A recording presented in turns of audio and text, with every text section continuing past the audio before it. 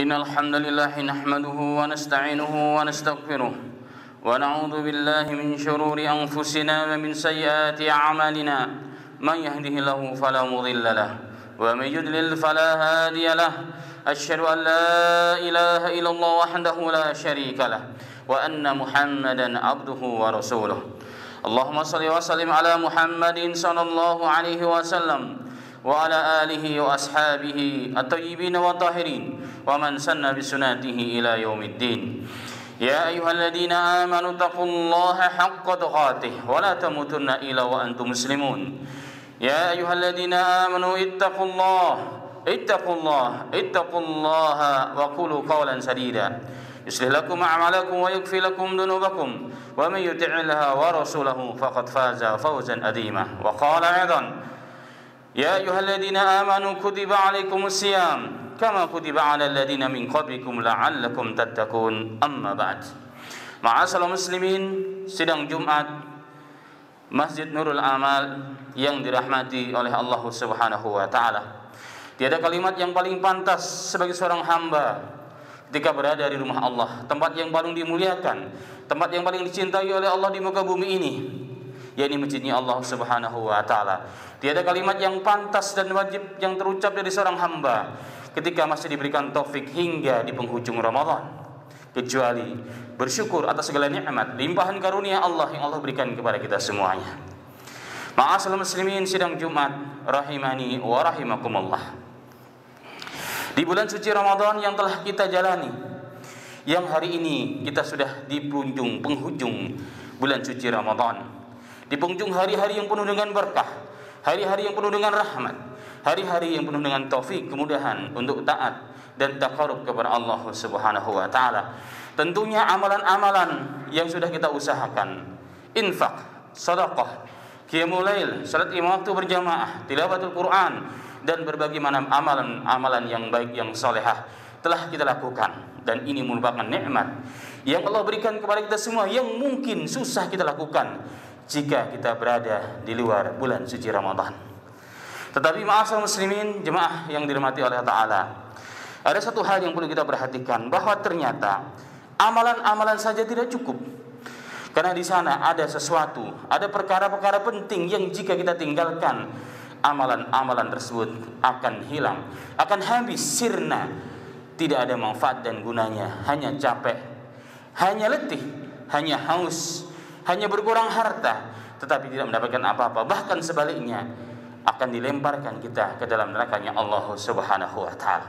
Karena itulah pada Jumat khutbah kali yang singkat ini, Al-Khatib mengangkat sebuah tema, penghapus amal-amal saleh. Ma'asyiral muslimin, sidang Jumat yang dirahmati oleh Allah Subhanahu wa taala.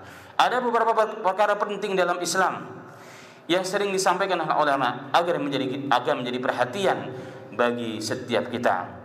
Alhamdulillah sudah beramal, alhamdulillah sudah berpuasa, alhamdulillah sudah berinfak, alhamdulillah sudah haji, umrah, membangun masjid, dan seterusnya. Tapi ingat, ada amalan-amalan yang tidak boleh kita sentuh, yang tidak boleh kita melakukannya. Jika kita lakukan, amalan kita tiada gunanya. Yang pertama adalah asyirik. Syirik ada dua. Syirik kubro, jika kita lakukan syirik kubro, memakai jimat, mendatangi dukun, dan hal-hal yang lain yang kita faham semuanya. Apa kata Allah Subhanahu wa taala? Bahkan membuat teguran kepada para nabi dan rasul. Walau asyraku lahabitu anhum ma kanu ya'malun. Wahai para nabiku, wahai para rasulku, jika kalian mensyirikkan aku dengan makhlukmu, apa kata Allah? Lahabitu anhum ma kanu ya'malun, maka akan terhapuslah amalan-amalan mereka dengan apa yang mereka telah lakukan. Lebih tegas lagi, Nabi Muhammad sallallahu alaihi wasallam diturunkan wahyu kepadanya dan ditegur oleh Allah Subhanahu wa taala. La in asyrakta la yahbatanna amaluk wa la takunanna minal khasirin. Wahai Muhammad, mukhatabnya yang diajak bicara adalah Nabi kita Muhammad, tetapi sesungguhnya substansi dari ayat ini adalah untuk kita semua sebagai umatnya Rasul sallallahu alaihi wasallam. Ini apa? La in asyrakta, wahai Muhammad, wahai kekasihku, walaupun engkau manusia yang paling kucintai, tidak ada manusia yang lebih mulia daripada engkau, tapi jika kau mensyirikkan aku dengan makhlukku, apa kata Allah? La yahbatanna amaluk, betul-betul amalmu akan aku habiskan, amalmu akan hilang, akan hancur, tiada manfaat. wala takunanna minal khasirin, dan kemudian engkau akan menjadi orang yang paling rugi di akhiratnya Allah Ta'ala. Ini jika syirik yang kita lakukan adalah syirik besar, maka puasa tidak ada guna, infak tidak ada guna, sedekah tidak ada guna, tilawat Al-Quran tidak ada guna jika kita masih mensyirikkan Allah Subhanahu wa Ta'ala. Kemudian yang kedua, ma'asal muslimin, ada yang disebut dengan syirik kecil. Syirik kecil merupakan dosa besar dalam Islam. Satu di antaranya adalah riya, adalah sum'ah. Dalam Al-Quran Allah Subhanahu wa Ta'ala bercerita tentang kecaman, bahkan ancaman kepada orang yang salat. A'udzu billahi minasyaitonir rajim. Fawailul lil musallin alladzina hum an salatihim sahun alladzina hum yuraun. Subhanallah. Orang salat diancam oleh Allah. Fawailul lil musallin, celaka bagi orang yang salat. Siapa mereka? Karena dia lalai dalam salatnya. Kemudian Allah menjelaskan apa yang dimaksud lalai di sini. Alladzina hum yuraun. Mereka salat tapi tujuannya agar dilihat oleh manusia. Maka orang salat tetapi celaka. Kenapa? Karena niatnya bukan karena Allah. Bisa jadi awalnya karena Allah. Jika awalnya bukan karena Allah, sudah syirik besar. Tapi jika awalnya karena Allah dalam perjalanan, mungkin ada tetangga kita, mungkin ada calon menantu kita atau calon mertua kita yang mau nambah lagi. Kita khusyuk-khusyukkan salat kita. Kita panjang-panjangkan salat kita. Tujuannya apa? Lijuraun, agar mereka melihat kita ini orang yang baik, orang yang saleh, yang khusyuk dalam salatnya, yang nyunah dalam salatnya. Apa kata Allah? Fawailul lil musallin. Orang begini celaka dia. Kenapa? Selain dia tidak mendapatkan pahala, habis pahala yang diamalkan saat itu, dan dia telah melakukan dosa besar karena Allah Subhanahu wa Ta'ala. Dalam hadis yang sahih Nabi Muhammad SAW bersabda, "Ana aghna syuraka 'anil syirk, man amila amalan asyraka fihi ma yang ghairi, taraktuhu wa syirkih." Aku orang yang berlepas diri dari orang-orang yang mensyirikan aku dalam ibadah. Barang siapa yang beribadah kepadaku tapi tujuan untuk selain aku juga, maka aku biarkan dia mencari keuntungan dan pahala dan balasan dari orang yang disyirikan itu. Itu kata Allah Ta'ala dalam hadis Al-Qudsi. Karena itulah ma'asyiral muslimin, satu perkara ini perkara yang sangat penting yang harus kita paham bersama. Maka barang siapa yang pernah merasa melakukan syirik, maka hendaknya bertobat sebelum dicabut nyawanya oleh Allah Subhanahu wa Ta'ala. Kenapa? Karena Allah telah menjamin neraka bagi orang. Bukan hanya amalnya habis, bukannya akidahnya habis, bahkan dijamin neraka oleh Allah dan diharamkan masuk surganya Allah Subhanahu wa Ta'ala. Semoga saya dan antum semua dijauhkan oleh Allah Ta'ala. Amin ya rabbal alamin. Yang kedua, ma'asal muslimin, jemaah sekalian rahimani wa rahimakumullah, adalah amalan al-man wal ada. Amalan yang bisa batal karenanya adalah jika kita melakukan dua hal. Al-man, mengungkit-ungkit dan juga menyakiti orang yang kita kasih. Dalam Al-Quran Allah Ta'ala berfirman, "Ya ayyuhalladzina amanu la tubtilu shadaqatikum bil manni wal adha." Wahai orang-orang yang beriman, jika kalian telah beramal, jika kalian telah bersedekah, jangan kau ungkit-ungkit sedekah kalian. Jangan kau sakiti orang kau kasih. Kenapa? Karena amalmu, pahalamu akan dibatalkan oleh Allah. Alias dia tidak mendapatkan pahala, yang dosa adalah iya, tapi pahala diangkat oleh Allah Subhanahu wa Ta'ala. Kemudian ma'asyiral muslimin rahimani wa rahimakumullah, amalan yang berikutnya adalah ujub. Ujub adalah dosa. Bahkan Nabi Muhammad SAW pernah bersabda, "Thalathu muhlikatin." Ada 3 perkara yang jika dilakukan oleh seorang hamba, maka dia akan binasa di dunia sebelum di akhiratnya Allah Ta'ala. Yang pertama adalah suhun muta' wa hawa muttaba' wa i'jabul mar'i binafsih.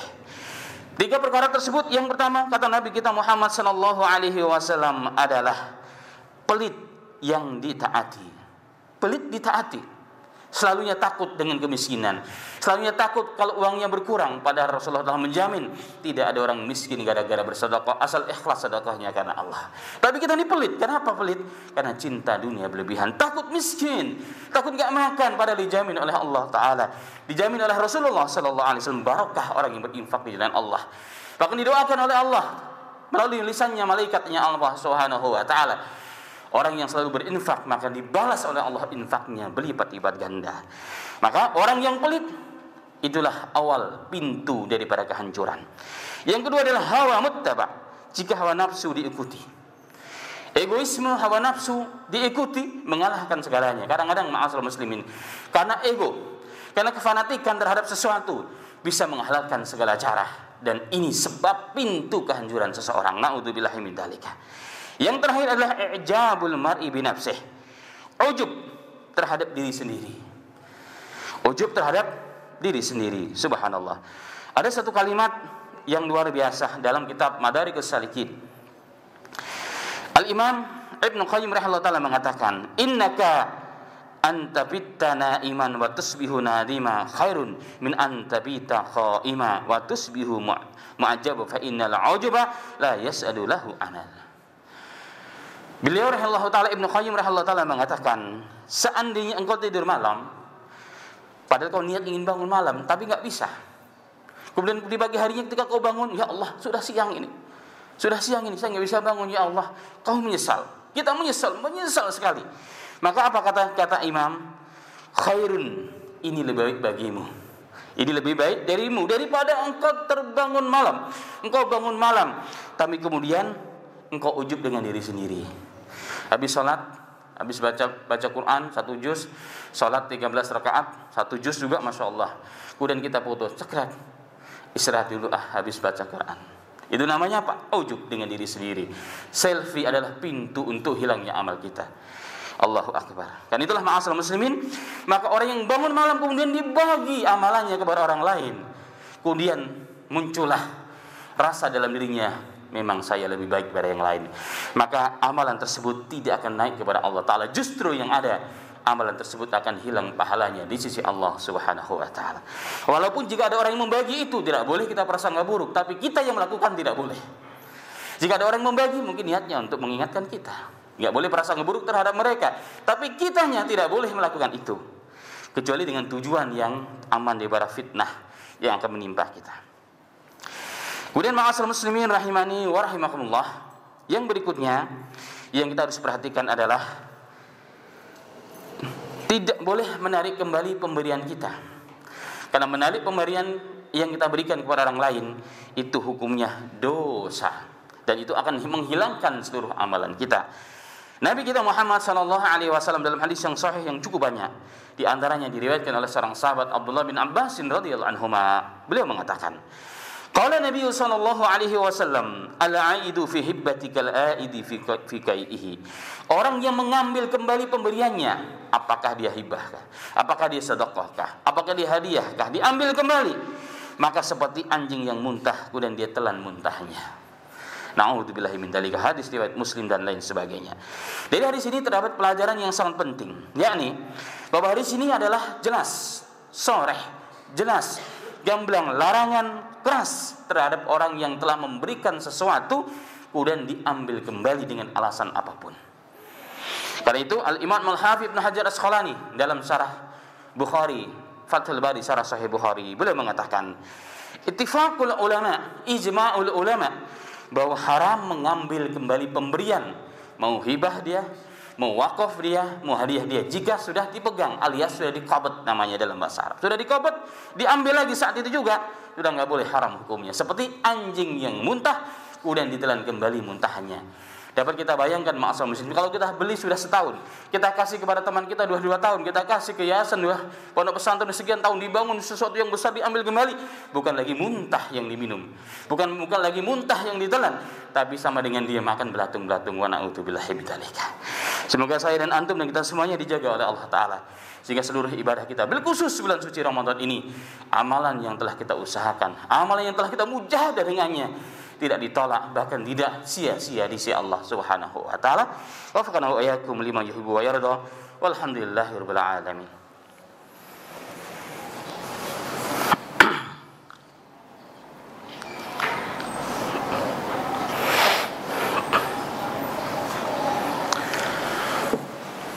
Alhamdulillahirabbil alamin. Hamdan katsiran tayyiban mubarakan fihi kama yuhibbu rabbuna wa yarda.